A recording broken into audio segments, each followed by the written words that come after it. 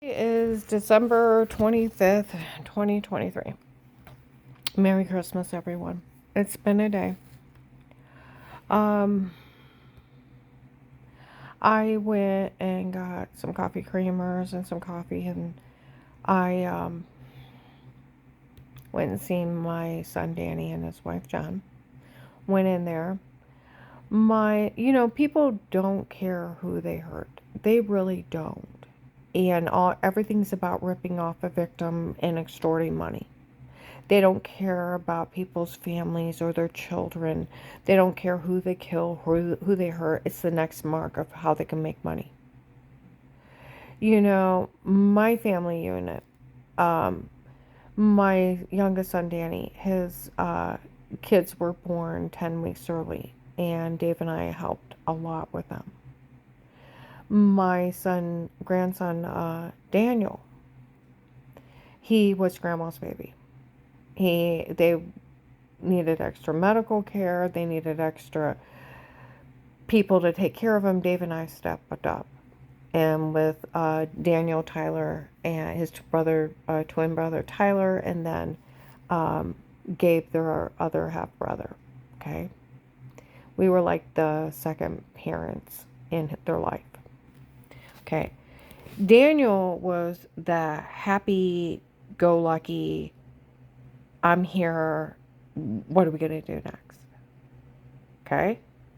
Happy, excited, outgoing.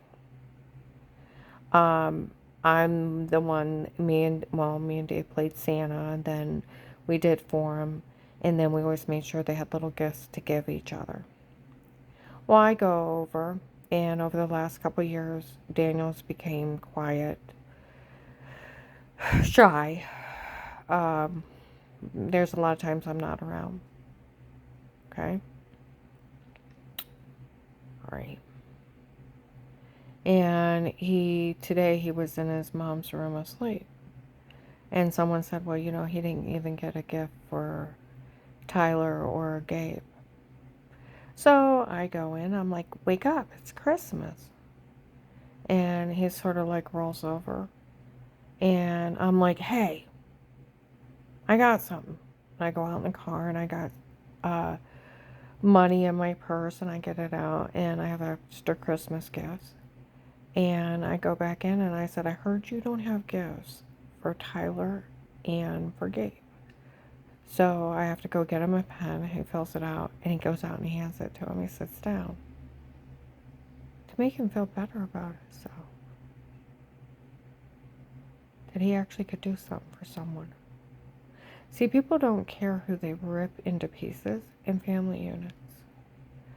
I go out and I sit down and, I give that coffee creamers to my daughter-in-law. And I said, well, I'm not going to stay long. I'm going to head out. Well, they start dishing up different food.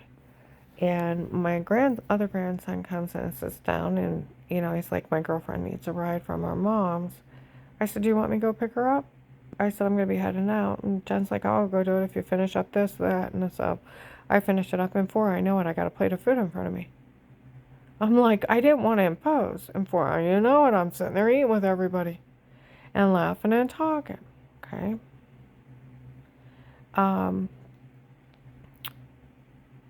My son Danny and my daughter-in-law's brother was there, and they left and went to the store, and I'm talking, and the other ones had fell asleep on the couch from eating too much or not feeling good, and I went to leave, and I said, well, Dave's accounts are in the negative. Okay. And I said that IRS bill, his accounts are balanced. She's like, well, I don't doubt it. I said, you do realize with him going to try to sell that house, the IRS will take the money. So I said, I've already talked to a criminal attorney about my alimony too. I said, and when I turn 62, regardless, because we were married 30 years, I get half his retirement money, regardless. It's mine for being married 30 years to him. She's like, I didn't think about that. I said, and he will get a arrest warrant for being in default of my alimony. And I said, Danny said he hadn't talked to him, that he just sent him a weird text. She said, yeah, he told her that that girl makes him feel 16. No man talks like that. You know who talks like that?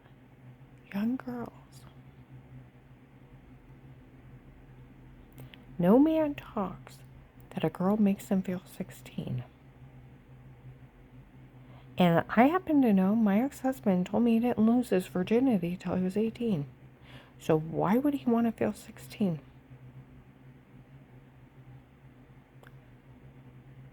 That's a young girl statement. That's not Dave.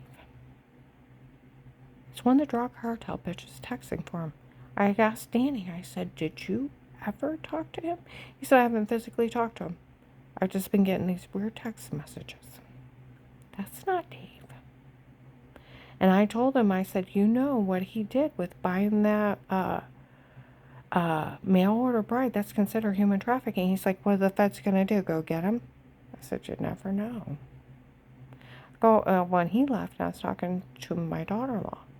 I said, what he did is considered human trafficking. And I said, once you pay for somebody, the mail order bride, and he paid for that girl, it's human trafficking. She's like, well, they kind of know each other before he went over there. And And I said, no, Danny said he bought her. She was a mail order bride. Had her 2 days before the wedding. You purchase somebody, it's human trafficking. That's probably why you took off. It's automatic jail time. She just looked at me. I said, and him being in default of all those payments, I said, there will be an arrest warrant for the alimony and then other things. That's why he took off. And she's like, well, then he should have stayed here and made it right with him marrying that girl. I said, he bought her. It was a mail order bride. You know, if there's money exchanged for a human being, that's slavery. 100%. Okay?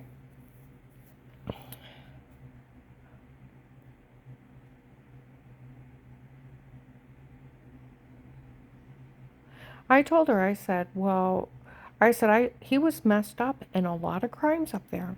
She said, I know he was messed up with a lot of stuff up there.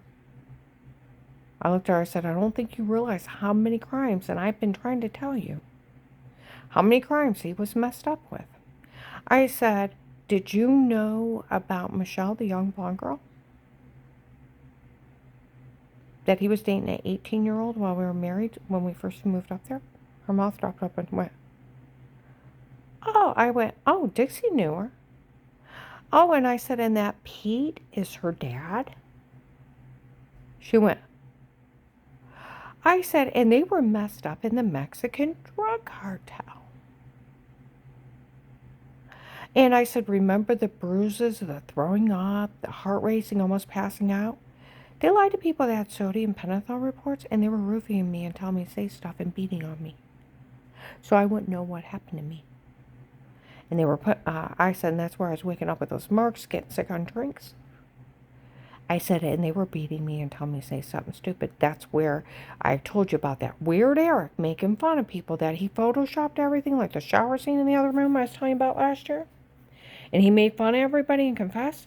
That's one of her drug friends. I said, there's real people that were doing these things to me. Where I told you that they supposed to put a shower scene in the other room, that they have porn of your kids and they're putting it on the internet. I said, I've had all kinds of people come up and laugh at me that they've put shower scenes in the other room and they've took pornography of your kids. And you guys use in the bathroom. And that's that Eric. It was that Michelle, that drug bitch. And her dad in that Mexican drug cartel. And they'll try to lie to people that have sodium pentothal reports and run a sextortion scheme. And I said, police and agencies can only be in a home under a threat of life with statements. There is nothing else. And what anything else is sextortion. Nixon couldn't bug an office. And it is considered, I said, I even had an investigator say, you're in a home and it's anything but a protected light case with statements. It's automatic extortion. It's 12 to 15 years. I said, but, where they had all those, they were messed up in those drug cartels, the sheriffs and marshals have used this case and got all kinds of big, horrible people off of it. And a lot of people went to jail. I said, do you remember all the Florida plates here? All the human traffickers that attacked here in 17 and 18? And the different states that were here were selling people? I said, they were mixed up in the middle of them. And a lot of their contacts went to jail. And the sheriffs and marshals caught them. That's probably why Dave's on the run. He's probably thinking he's next. Because what he did, and with that Pete, and with trying to frame me, is 100% extortion.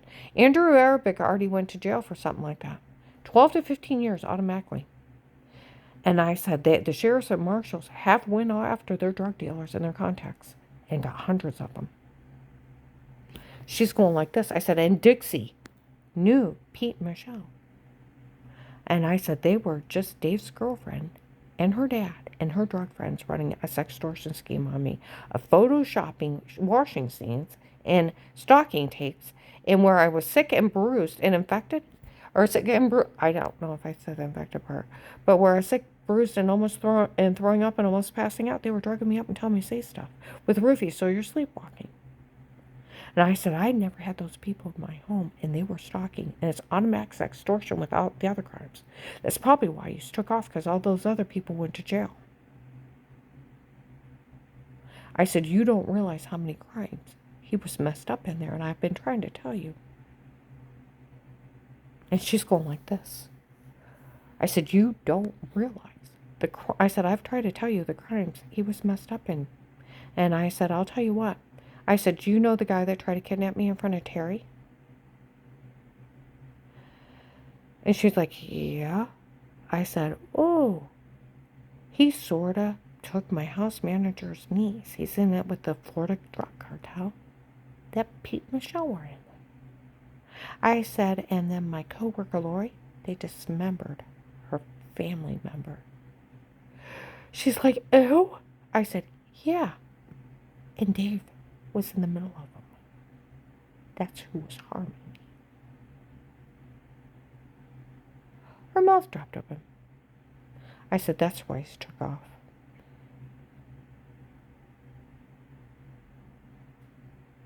Now, and I'm going to put it this way. That crazy old bitch in the blue or the red car that she drives over here puts her headlights into my house. And those two freaks out front of my thing, I sent my mother over here to see if we can see if she still got the door blockade, find a way to get in and take care of her. Bitch, what kind of fuckheads have their mother stalk somebody? And what kind of fuckheads want to get in my apartment? Stay away. I've already told the police on you. Stay away. And why don't you leave me the hell alone? That idiot's over, and if he's not dead. Because you tell this scenario of some guy being messed up in a human trafficking scam, goes over and buys a prostitute, marries her under false pretenses in the first couple days. Human traffickers are back to the United States illegally.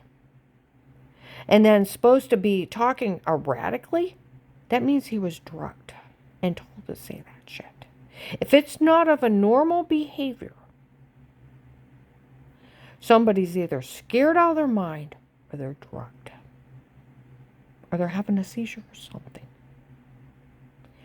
There's something going on with them that they're not normal, and it's not of them. So him calling up and acting irrational, leaving even his clothes behind, no matter what, you need clothing. And all your furniture, all your belongings, and you're never coming back to the United States, and you're running off with a girl that you bought like a puppy.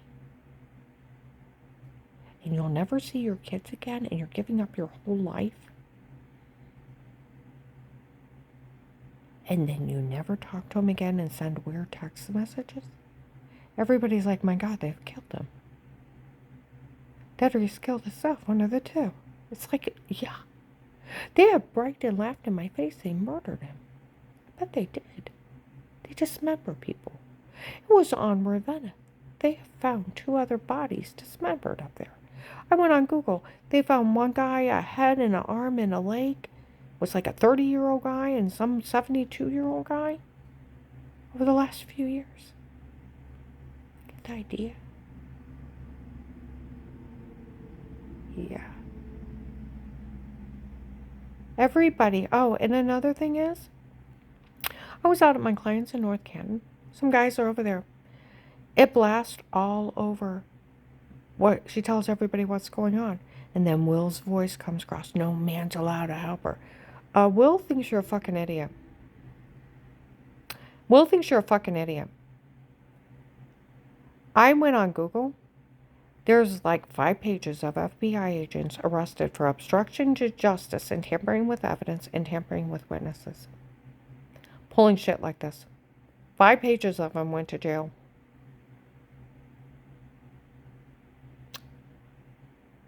Like the Tuscarora sheriff said, you can never tell anybody not to believe somebody and not to help them. You go to jail for it. Another sheriff told me, Sheriff Joe, you go to jail for aiding and abetting those crimes.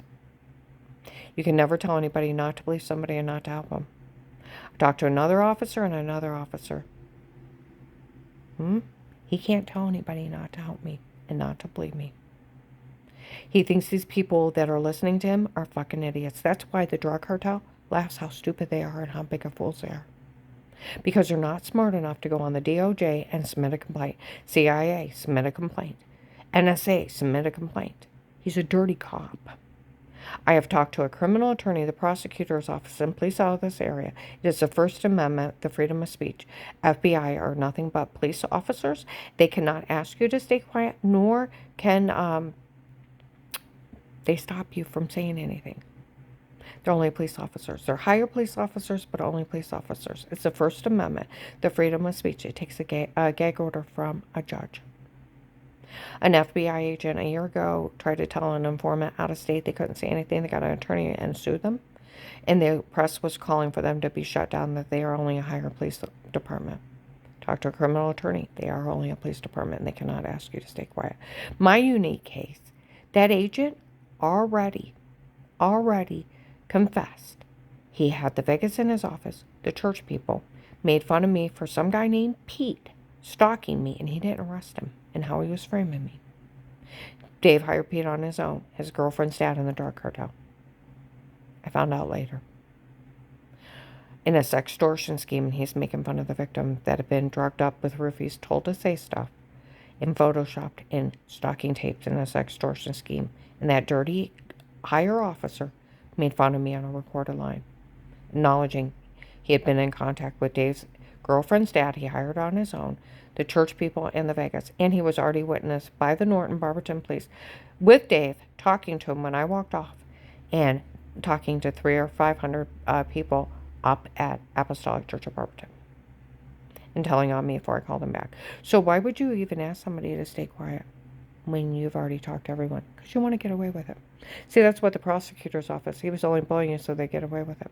Because he thinks these people are so fucking stupid around here that he can spew anything out of his mouth and it's law.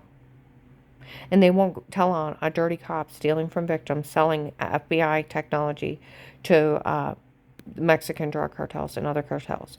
You know, I reported my case being sold on the internet and people having it in other states a couple of years ago. Nobody did anything. Now it's on Google. The Mexican drug cartel is live streaming witness protection programs of where the government's trying to protect these people from them. Whose fault is it? The FBI's, because I reported it. So those witness protection programs, how much you want to bet Will is stealing their money? Some guy showed up last week. He's the one selling all that technology. Yeah, I reported it years ago. Everybody go online and report him. What will happen to Will? He will be arrested for obstruction of justice, tampering with evidence, tampering with witnesses, and embezzlement of over $300,000, and for espionage of selling government technology to drug cartels. Life in federal, Will. Everybody go online. You know why he don't get arrested? Because you guys are too stupid not to tell on him. You're too stupid not to tell on him. There was a sheriff in Ohio, took $100,000 payoff from the drug cartel and was letting him run wild till enough people told on him. They even told you that Will took a bribe from them. He even confessed he was in it with Dave. December, 14th, 23, 4:45 p.m. Thursday afternoon, walks out of the McDonald's on North Main, across from Acme, North Canton. Screams out a confession that he, in front of the cops, and cops taste him, that he was in it with Dave, set me up, stole my money. So he's daring the cops to arrest him. That's where I talk to other sheriffs. What's wrong with your local police? They should have arrested that agent the first day for speaking to you like that. That retired judge, he has no authority to be in anybody's home. Nobody can be in anybody's home but protect alike cases with statements.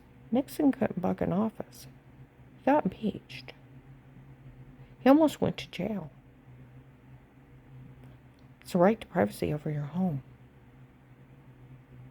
Let alone, you can't touch anything with a conflict of interest. For friends and family, that's where Officer Reinhardt, even the FBI, would go to jail outside that protected alike case with statements, and that agent had to agree to protect you first, or the Department of Justice would put him in jail. And Portage County can't work a case against you for friends and family, because there used to be a retired judge over that county. Can't touch it. They go to jail for conflict of interest. I go up there and they knew nothing about it. Why? Because Dave hired his girlfriend's dad and his drug friends to run this extortion scheme. On his own. They were to be arrested. Like some lady said, they should have been arrested the first day for sextortion. The first time you say you're in somebody's home, watching them, it's automatic sextortion. At the least. I'm going to upload this.